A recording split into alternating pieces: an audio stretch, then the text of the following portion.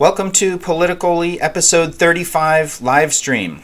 It's November 11th. My name is Stuart, pronouns he, him, and I'm broadcasting from Olympia, Washington, USA, on the land of the Medicine Creek Treaty Tribes. We'll be reviewing some recent news from around the Pacific Northwest and reviewing the election results now that they are all decided here in our county. If you'd like to see my election results live stream from Election Day, you can find that link below. Actually, if you're listening live, I haven't put that link in there yet, so check back, and I'll put that in there later. But thank you for tuning in. I would love to hear your comments as we go, so please say hello and chat, and feel free to speak your mind. And I haven't streamed on Facebook for a while, so if you are watching this live on Facebook, let me know in the chat. I would love to hear from folks if they would like to see me broadcasting on Facebook, or if I should just stick to YouTube or what. So love to hear your feedback on that in the comments below, so thank you. I tried to get a live stream or a live chat window here up on the screen so we could see comments live as we go, and I couldn't get that to work either, unfortunately. So, but hopefully I will get that sorted out for future streams. Let's see. So, getting right into the news, this is an article on the Green Party webpage, gp.org, titled Veterans Day 2020. I'm a veteran. Here's why I'm also a Green. And this post is by Margaret Elizabeth, who is co-chair of the Green Party of the United States and a veteran of the 101st Airborne. And it is, of course, Veterans Day today. So, just thought this was a timely piece here, and I'll just quote a little bit of it. Quote, I felt it was important to reach out to veterans this year in a way which I've not done before because this year has been unlike any other in my life. Few people know the horrors of war, like soldiers who have been deployed to war zones and the civilians which have had to bear the brunt of those conflicts.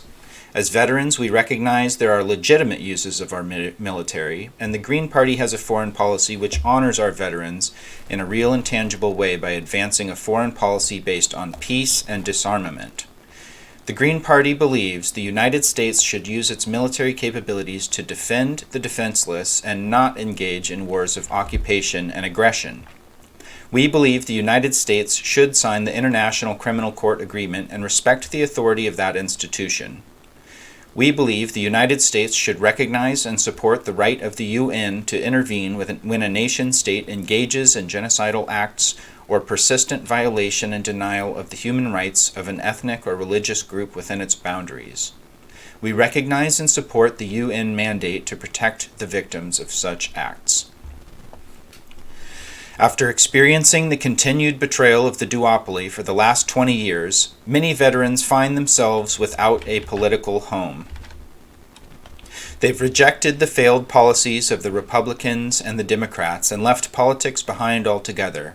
They've become disillusioned with the political process and choose to not participate any longer, convinced their voice doesn't matter. Veterans' sense of loyalty and duty to our country and people resonates quite well with the Green Party's mission of Save the Planet, Save the People, and the sense of duty and obligation we all feel to make our country a better place to live. We can't fix this on our own. We need your help. We're a political party that has a lot of growing to do, so donations would be great, but we need people with passion, drive, and energy to join us and change the world. If you're a veteran and you're reading this, I'd like to issue a personal challenge. Get involved in the politics that shape and impact your life. The Green Party of the United States is the only party that puts the lives of our veterans before the profit of oil companies. Join us and help save our country. In highest regard, Margaret Elizabeth, co-chair, Green Party of the United States. So, thank you to Margaret Elizabeth for that, for a well-stated Veterans Day message. In Washington State, we have just a new initiative to the people, I-1300, the Manuel Ellis Washington Anti-Discrimination Act. And this is an article on King 5 News titled Draft Legislation Addressing Excessive Force Announced Following Death of Manuel Ellis in Tacoma Police Custody, by King 5 staff, and this is posted today, November 11th, 2020.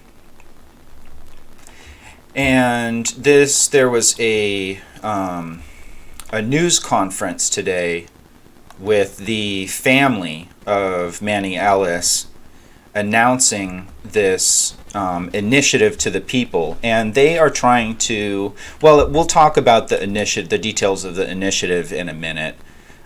First, I would just like to play a short clip, and this is the words of a couple of family members of Manny here.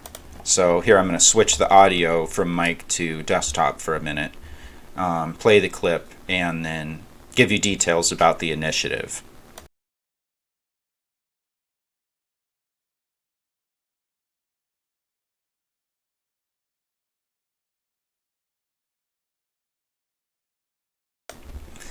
Okay, well, maybe not. I don't know why I'm getting a playback error on the video here from King 5, but anyway, I do encourage you to go to the link, and it is linked below, so you can go watch that for yourself. And I just wanted to highlight that here because it's, you know, the family who lost a loved one in Manny Ellis, and I always think it's our duty to listen to the families who have lost loved ones to police violence. So wanted to hear them in their own words there. That Manny Ellis's brother and sister, among others, are featured in that video. But again, you can go to the link below to the King 5 article to watch that yourself.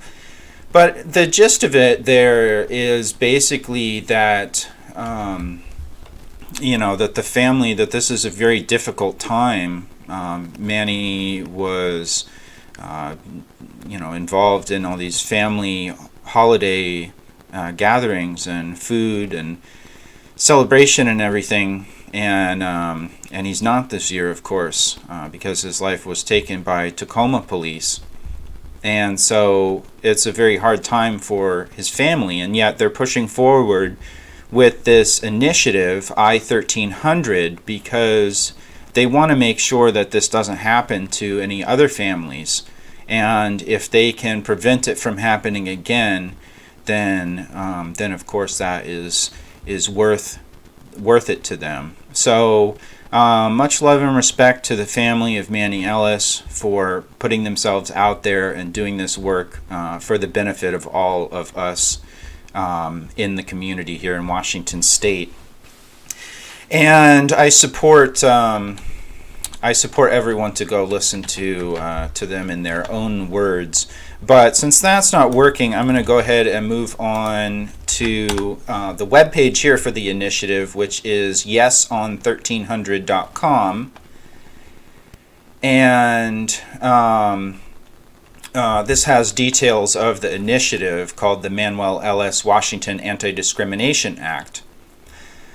And you can download the petition to print and sign and collect other signatures as well.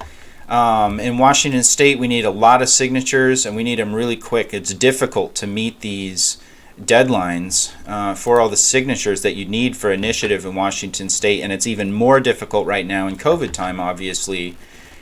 And so if you can do anything to help get these signatures on 1300, even if you're undecided on which way you'll vote because you don't know all the details yet, just getting it on the ballot is the first step, and then we can spread the word about, you know, what it's about and have those discussions about whether or not folks should vote for it. But it's absolutely worthy of our support. anyway, just making sure that we get these signatures. And there's a lot to it, so you can see here, I'm not going to read the whole thing, but there's a lot to it, and you can find all the details on here. So rest in peace to Manny, and I'll talk more about this initiative going forward as we learn more. And I believe it's by the end of December. I can't recall where the details on that are, but anyway, it's not long, so we need to go ahead and get those signatures soon, so, and spread the word on that initiative.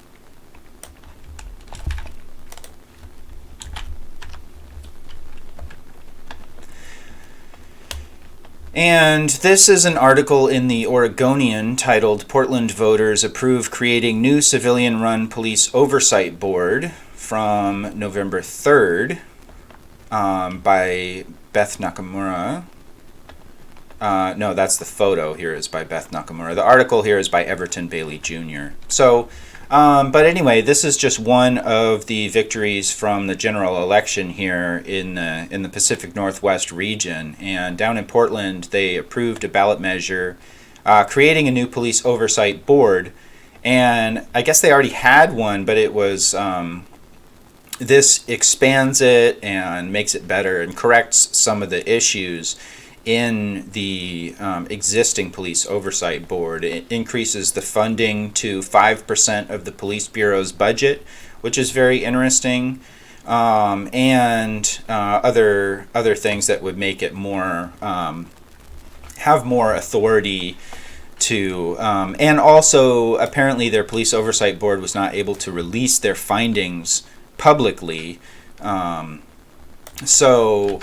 this addresses that as well. So you can follow the link to the article to read all the details. But so congratulations to Portland on improving that system. And of course, we're working on that here in Olympia as well. We had a police oversight board most recently, I believe, in the 1990s. And it was ended, and we've been trying to create one again ever since. And it's very important for us to learn the lessons of all these police oversight board efforts, and this is an example that we can look at what's working and what we can do better and what applies to our area and how it's run here. So it's very interesting to see that the Portland voters approved an oversight board that is so well funded. That's several $1 million a year, and so that's important as well. And so if we create a oversight board here in Olympia, we need to learn all those lessons in terms of adequate funding and having the board have actual disciplinary powers. And we may need to change things in the police union contract and other big issues that are roadblocks for the movement for police accountability here locally as well. So again, you can go to the link below to read more details about the recent Portland measure. Back to Green Party politics for a moment here.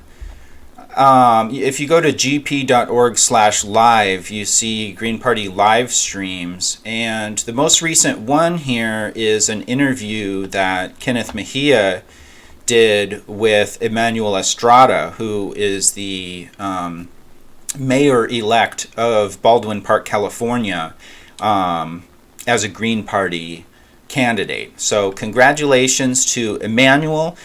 And I bring this up because some people think the Green Party just runs a presidential candidate every 4 years and that's it. But it's actually, the Greens run hundreds of candidates. There was something like 200 this year all over the country. And here in Olympia, we had a Green candidate for mayor last in 2007, Meta Hogan, who got about 30% of the vote. But instead of a Green mayor with deep roots in the community, Meta was a longtime board member and organizer for Bread and Roses and other local organizing causes.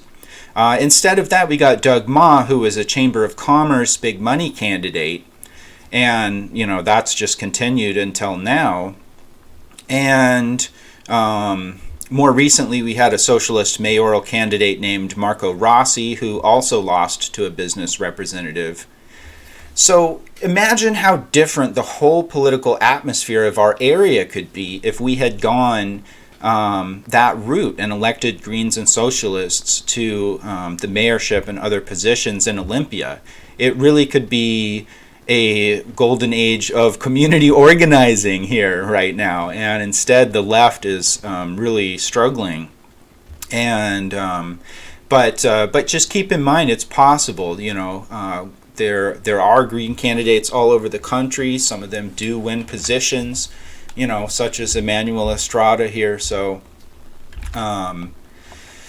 yeah, keep at it, and we can elect Green and Socialist candidates here in Olympia, and we really have to start now and show leftist unity in supporting, finding community organizers to support and getting them past the finish line and defeating these Chamber of Commerce status quo candidates that we see time and time again here in Olympia.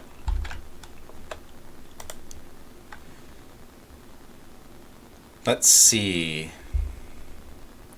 If you tune in on Facebook, I'd love to hear a hello in the comments. Testing out this live streaming, and so anyway, let me know if you hear me. All right, but so speaking of socialist wins, let's take a look at this post by Democratic Socialists of America. DSA chapters across the country wrote their own ballot initiatives and joined with coalitions to pass them, even on the same ballots Biden lost. From coast to coast, here, let's zoom it here. There we go. Maine DSA wrote and passed facial recognition ban, raised minimum wage with hazard pay, passed rent control, support for a Green New Deal. Portland DSA helped write and pass preschool for all, funded with a tax on the rich. Florida chapters like Pinella DSA, Orlando DSA, and Tampa DSA joined with unions and community groups to pass the ballot measure by over 60%, even while folks voted against Biden on the same ballot, and that was for a $15 minimum wage in Florida. Boulder DSA wrote and passed free legal representation for tenants facing evictions, paid for by a tax on landlords. So that's awesome.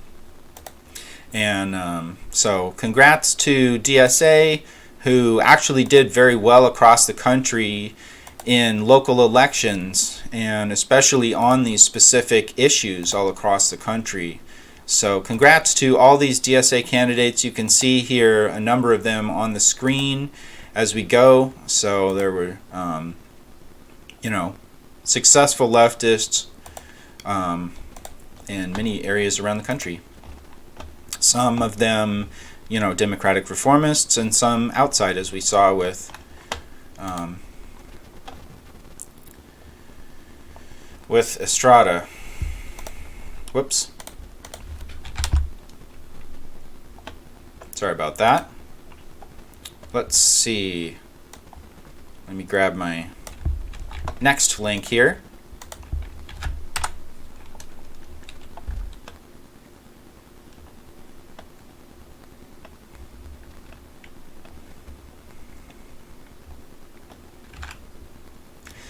So let's refocus here in Thurston County. In the county commissioner race, one Democrat won and one Democrat lost. Let's listen to Carolina here in a video from November 4th. Whoops. Restart that with audio on.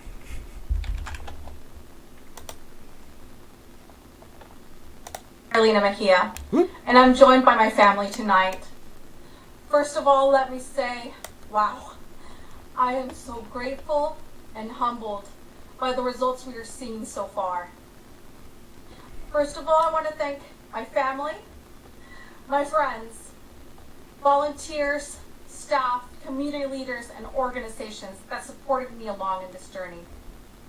When I started back in January, I couldn't have imagined that we would be where we are today with the results we are seeing today. We are excited and proud of the work we have done and the movement we've created. I am proud to be your next Thurston County Commissioner in District 1. So congrats to Carolina on her win. And so, she won because she's a good candidate who came from the community. She was already doing work, in the community, and is bringing that experience not as a political insider, but really as a newcomer to local politics, and as a working class candidate, and so on. A candidate who's not tied to the local political establishment so the other race, of course, was Michael Stedman. So it helped that Carolina was against a garbage candidate, right? C. Davis. But Michael Stedman's opponent has all kinds of issues as well, and he did much, much worse than Carolina. So I think it's worthwhile to talk about why that is for a moment, and to juxtapose the two, I guess. Let's look at the PDC filings for Michael Stedman here. And I always encourage people to go look at the public finance pages for candidates to get a sense of whether they walk the talk in terms of who they associate with and who supports them, or whether it shows a different story. In the case of Michael Stedman, you can see he's a real big money candidate. He raised over $112,000 to lose this race to a horrible candidate opponent. And if you go over here and look at contributions, and you can find the link to this below as well, as always, so you can take a look through these numbers yourself. But you can see that small contributions is way down here. Oh, I see this. It doesn't like the being on a small screen here. There we go. Anyway, so from small donations is only $1,000 total out of $112,000, and all the others are big donations. And you can see a bunch of companies here. Michael Stedman's a landlord, and a lot of these max donations and $1,000, $2,000 donations came from businesses he's associated with, including the Private Sector LLC, which is a gun shop that regularly hosts gatherings of far-right militia, anti-Black Lives Matter organizing, racist militia people. And there are multiple contributions from that business and from its owner, and from Don Teague here is the owner. $1,000, private sector $1,000, another family member $2,000 maximum contribution there.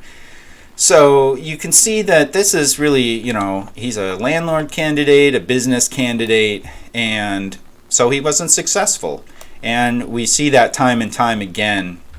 These establishment candidates don't resonate with the working class people of Thurston County, and they just don't they are not able to get over the finish line there. So, let's take a lesson from this, please. And of course, the local Democrats won't. But what they should learn is that they should go and find people out in the community who are community leaders and support them instead of just promoting from within the Democratic Party establishment. So, we can't let another Michael Stedman be the furthest left candidate in a general election race. He would be fine. I would be fine with Michael Stedman on a ballot if he was the right-wing one on there, and we had a leftist on the ballot to battle him. So let's make that happen next time.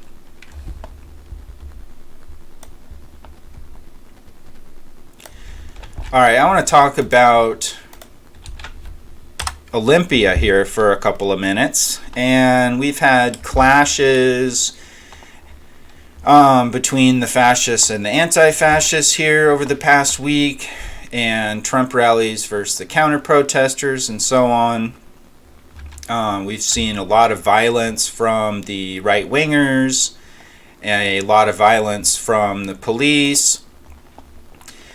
And so I just want to talk about that for a minute. I'm leaving this up as a backdrop. This is a Como News video here live from Olympia. I'm not going to play it for you right now, but basically you can go here to find some of the live streams. But you can see in these videos that basically there's the Trumpy fascist types on one side and the counter protesters on the other side, Black Lives Matter and all these things, and it's fine until the Trump people just kind of storm in and start fights, and the police, aid them with that, and the Trump people start fights, and then the police kind of like escalate instead of de-escalating. And that's just obviously a familiar pattern with those who have been paying attention to protests in Olympia ever, right? But continues this week. And one eyewitness had commented that down by the park, by the boardwalk there was a bunch of families with kids, and the Trumpy people pushed a group of counter-protesters toward the park and then started spraying mace and stuff at them right by the park, by the kids, and the police came in and also started spraying chemicals around the park, and then people with their kids tried to leave and the police wouldn't let them leave, and until someone started yelling that their kid had an asthma attack, and it's always just so frustrating. And I've seen many posts by folks who are not in any kind of hardcore organizers, but just regular folks who want to just go out to an event and then stumble on this type of police violence and violence from the right wing. Here is an example, a post from someone named Michelle Ames, who had shared this publicly on Facebook, and Michelle here says, quote, the cops allowed the Trump supporters to cross the street and circle the group of 20 to 30 anti-Trump group. When I say circle, I literally mean the cops allowed the small group to be completely surrounded. This, of course, turned into predictable chaos. A fight broke out, and with no warning, the cops started shooting the crowd at random. While I was live streaming, I was shot in the back of the leg with a pepper bullet, as you can see here. While trying to get out of the way of the cops, I had nowhere to go as the group was still surrounded by the Trump supporters. I found myself face to face with a couple pretty nasty Trump supporter men who threatened me repeatedly and said they didn't care I was a woman. A nice guy came there to my defense and confronted them, and I was able to get out of there. If the cops would have de-escalated the situation by stopping the 100-plus Trump supporters completely surrounding the small group, none of this would have happened. So, thanks to Michelle for sharing your story, and unfortunately it's a familiar story here in Olympia, so just highlighting yet another failure of the local police to de-escalate situations, and instead they support the right wing and escalate the violence. Here I have an upcoming event, actually on Friday at 6:30 p.m. This is a virtual event by Olympia DSA titled "Defeating Trump is Not Enough." And that's at 6:30 p.m. on Zoom. So join DSA to talk about the election, the results, and where socialist organizing goes from here. And you can find a link to this in the description below, so you can sign up for that that call there with DSA. So love to see the local DSA organizing, and look forward to seeing what they have in mind.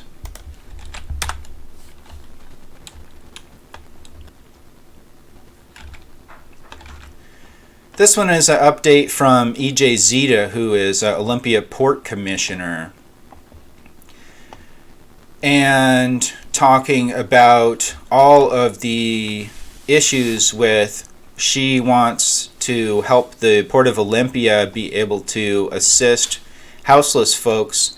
The Port of Olympia has access to a lot of resources, properties, and things like that. And Zeta's been trying to get them to allow folks to use some Port of Olympia land to park RVs on and things like that. And she's just been facing pushback. And I've been talking for years trying to get folks to pay attention to we need a progressive dominated Port of Olympia commission, and we could do so much with that. But it's just it gets less focused politically, and it's always like a 2 to 3 or a two-thirds capitalist right-wing governance there. And Zeta's been at the Port Commission for years and years fighting the good fight, but they're just a real pain in the butt. So, and her post here explains some of the continuing efforts there, and in terms of folks camping on port property and whatnot. So follow the link below to read all of those updates, and you should follow Zeta for Port on Facebook to get those updates yourself. So thanks to EJ Zeta for your work in the community, fighting on behalf of all of us, even when a lot of folks, aren't paying attention to the what's going on at the Port of Olympia.